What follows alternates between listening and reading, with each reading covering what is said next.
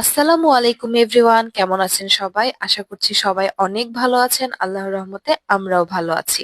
গ্রামে গঞ্জে শহরে সব জায়গায় শীত জেঁকে বসেছে। আর এই শীতে সবজি খিচুড়ি খাবো না তাই কি হয়? অবশ্যই আমরা সবজি খিচুড়ি খাবো, পাশাপাশি জানতে হবে যে সবজিগুলো ব্যবহার করছি এগুলোতে কি কি পুষ্টিগুণ রয়েছে। তো আজকে আমি যে খিচুড়িটা রান্না করব তাতে যে সবজিগুলো ব্যবহার করেছি সেগুলো হচ্ছে মিষ্টি কুমড়া, গাজর, ফুলকপি, আলু, সিম।